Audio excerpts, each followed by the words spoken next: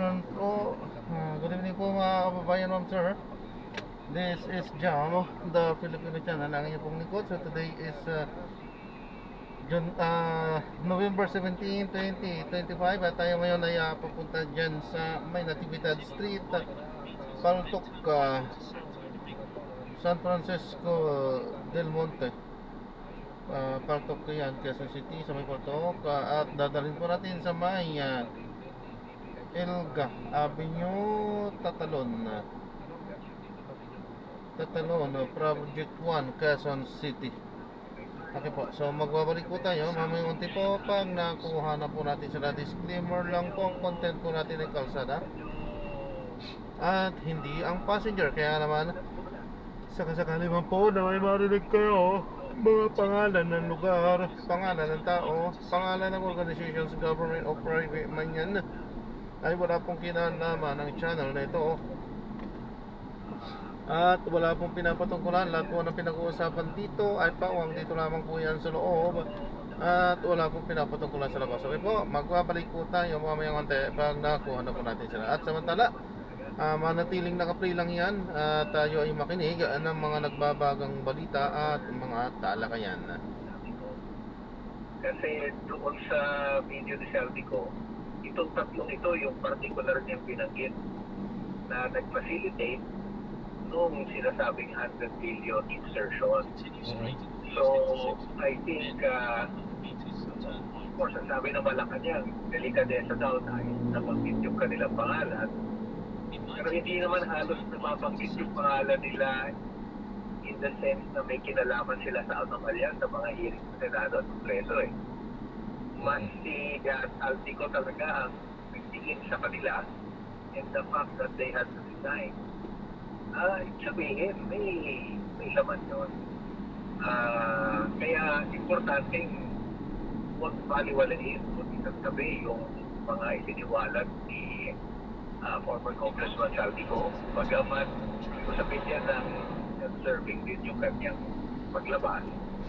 Pero ano yun, dapat seryosohin at investigahan talaga yun. Hindi naman kaya lumalabas na yung, sabi nyo nga self-serving yung paglabas ng video ni dating Congressman Saldico, lumalabas na parang abing-abi siya. Well, yun ang hindi natin pinaniniwalaan. Hindi ka abing-abi. Self-serving in the sense yung iligtas ang kanyang sarili. Kasi mukhang siya na yung siya na yung baga, siya ang sacrificial lang sa lahat ng ito. Sa kanya ididikit lahat para maligtas Speaker Martin Romualdez, Pangulong Bongbong. Mukhang hindi siya umayag. Kaya nagsalita na siya. Pero syempre, yung pagsasalita niya, pinoprotektahan din yung kanyang sarili. Ang bawa, sinabi niya, wala siyang nakuha ni isang kusing doon sa mga friends na medyo hindi paniwala yun. Ayun. Ngayong gabi, Katani, natapos na yung mga malalaking pagkilos sa Quirino Grandstand, ng Iglesia ni Cristo, at ganyan din yung dito sa sa EDSA White Plains sa People Power Monument. Ang isang malaking kasunod na kilos protesta yung November 30 rally sa Rizal Park. At kabilang ba sa isusulong ng inyong grupo ito ang National Transition Council? Maaari nyo po ba kaming bigyan ng konting paliwanag sa ano ba itong nilalaman ng National Transition Council? Baka pagka narinig natin ito ba'y seditious o baka sabihin Ganito kasi yung Carlo, bago tayo pumunta sa National Transition Council, ang panawagan ng halos lahat ng grupo, maging iglesia, diba, katoliko, pati yung mga grupo namin sa bayan, yung accountability. So yung slogan natin na lahat ng sangsot dapat managot. Ngayon, ang tanong, sino ba ang sangsot? Sino ba ang pinaka-malaki ang papel sa usapin ng korupsyon sa ating gobyerno? Particular dito sa flood control at yung kalokohan sa national budget, talagang si Pangulong Bongbong ang may pinakamalaking papel dyan. Sabi nga namin, he is the front and center of all this corruption. Kasi sa kanya nagmula yung panukalang budget. Siya yung pumayag na magkaroon ng mga insertions dyan. Paniniwalaan niya natin, sabi ko, siya mismo nagpasok ng 100 billion ng insertions. Siya rin ang responsable sa pagkahit ng budget na yan. Particular yung billion-billion na program fund. Kailangan ng approval ng Pangulo sa bawat release ng pondo na yan. So, imposible at hindi kapani-paniwala na walang kinalaman at walang bahid ng korupsyon ang Pangulo pagdating yan sa anomalya sa paggastos ng budget. Kaya para sa akin, meron mang papanagutin tayo, unang-una na dyan ang Pangulo. At ang panawagan na nga namin, yung aming press conference kanina, kailangan mag-continue na si pwesto si Pangulong Bongbong Marcos. Subalit, hindi rin pwede para sa amin, katanggap-tanggap na papalit sa kanya ay si Sara Duterte. Yung second decline. Dahil matatandaan natin, si Sara Duterte in-impeach ng mababang pagtulungan yan sa issue ng corruption. Yung 612.5 billion intelligence and confidential funds na kanyang ginusto. May usapin din ng kanyang mga hidden ill-gotten wealth na nasa mga bank account. May usapin ng panunuhol sa mga official of defense kung siya ay secretary. Yung involvement niya sa extrajudicial killing kung siya ay mayor ng Davao. So, kumbaga, hindi naman pwedeng pag-resignin mo yung isang corrupt na opisyal, papalitan mo rin ng corrupt na opisyal. Pero pag sa batas, Katedi, kung hindi ubra yung dalawa, sino yung kasunod? Well, ang next in line po dyan is the Senate President, Senator Soto.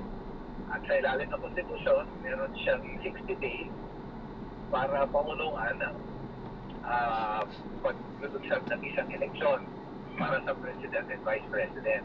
Pero ito ang problema natin dyan, Carlo. Alam naman natin ang klase ng eleksyon sa ating bansa. Yung grabing bandaraya, yung pamibili ng boto.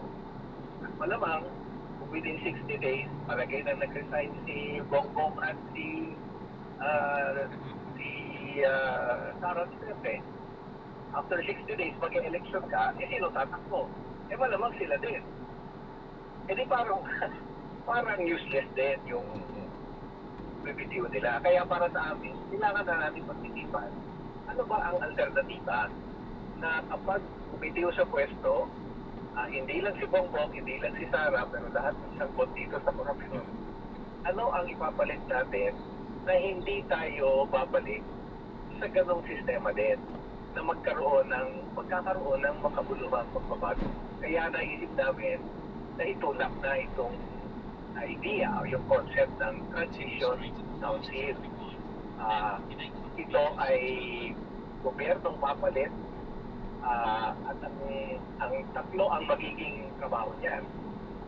Una, panagutin si Bongbong, si Sara at lahat ng tatlo. Kasi nakikita naman natin ngayon marami ng pangalan maraming personalidad na lumalabas na. Pero gano'n naman palagi At ang problema, pagdating sa dulo, mapawalang dala din. O kaya nabibigyan ng paldo. Nagiging senador pa nga. Sunod ang eleksyon. Hindi pwede yung gano'n. So yung seryosong pagpapanagot sa mga korap, yun yung isang trabaho ng Transition Council. Pangalawa, magpatupad ng mga kagyat na reformang ekonomiya o politika para maharap yung maraming reklamo ng ating mga kababayan sa usapin ng kabuhayan, usapin ng sahod, usapin ng presyo ng mga bilihin. Kasi hindi lang naman corruption ang problema natin Mas malaking problema actually ng ating mga kababayan yung krisis sa ekonomiya. At yung pangatlong magiging trabaho ng Transition Council, yung paghahanda para sa isang malinis at demokratikong halalan. Yung patungo sa eleksyon.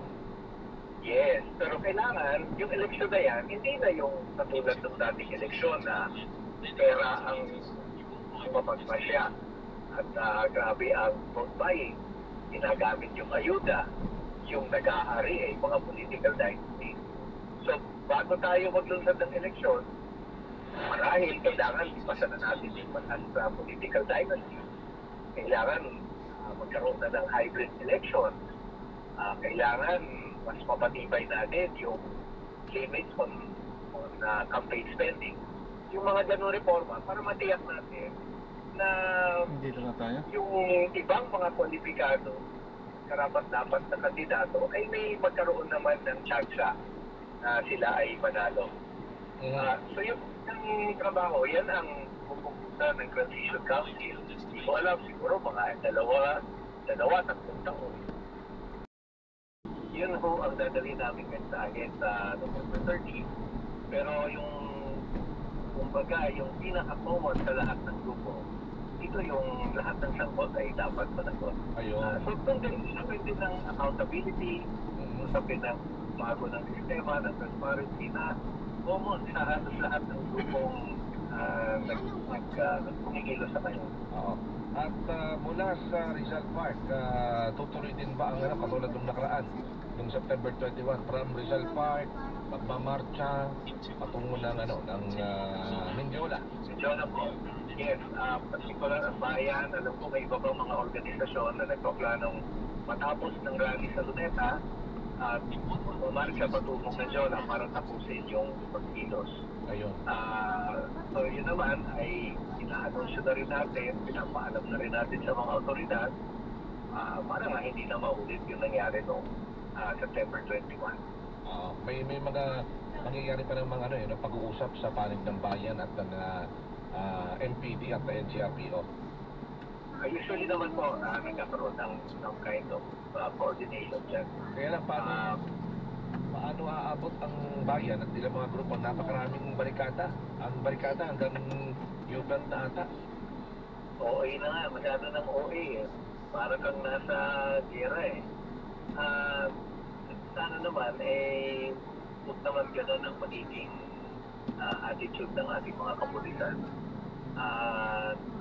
Yung nangyari noong September 21, ang isang problema doon, yung napakalahas na pagtrato ng pulisya, lalo na doon sa mga kabataan at marami doon, wala namang kinalaman doon sa kaguluhan, pero dahil sila yung madaling hulihin, sila yung pinusok, sila yung pinala sa presinto.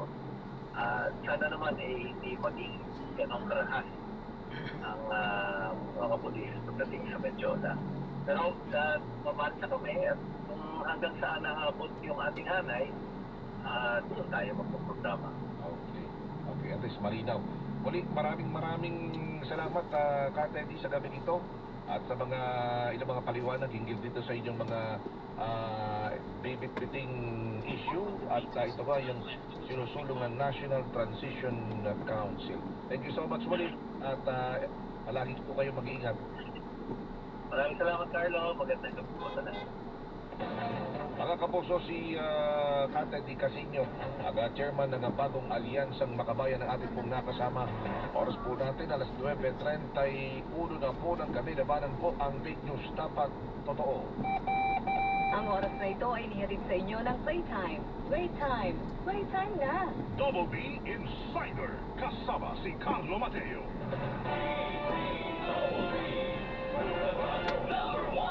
Kuya, sagat na naman ang bubong natin. Sige, tuwagan mo si Mama.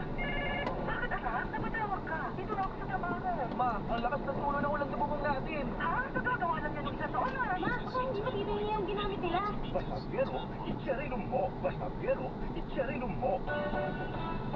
Being beautiful inside and out, brings out your best smile. Hi, I am Nina Reveal, and that's it. To take care of others, I need to take care of myself. That's why I always eat healthy food and exercise regularly. Plus, with the help of MX3 capsules, cholesterol, and fat free. MX3 capsules, dito ako believe. Mahalagang paalala, ang MX3 capsule ay hindi gamot at hindi dapat gamitin panggamot sa anumang uri ng sakit.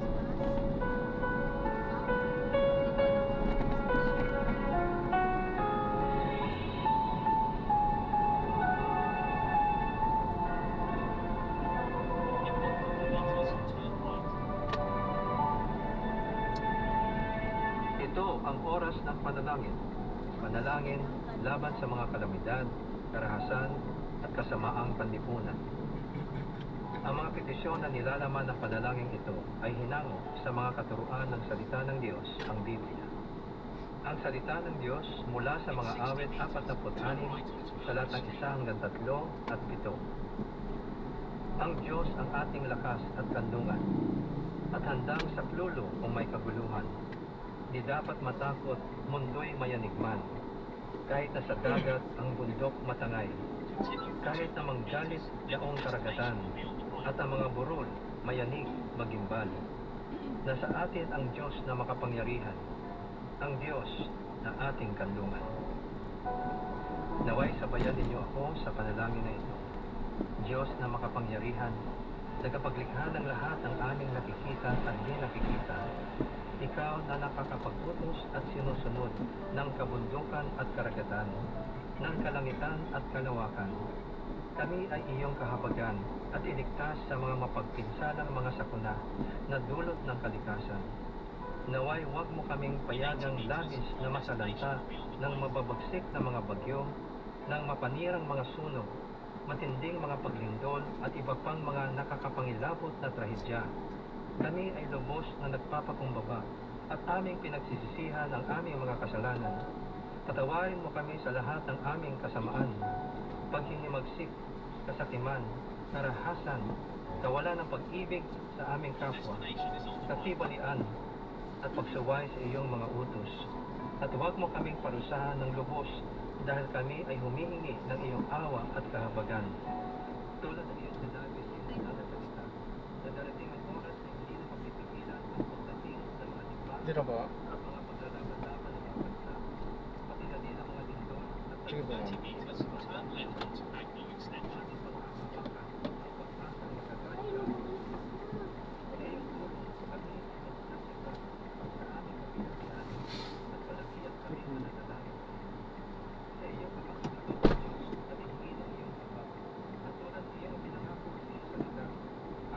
Ayan, so na-drop na natin sila. So maraming salamat po sa panonood. Hanggang sa muli po, ingat, God bless. Paalam po muna. Pansamantala po. At tayo ay gagawa na ng ibang video sa ating susunod na misyon. Paalam po.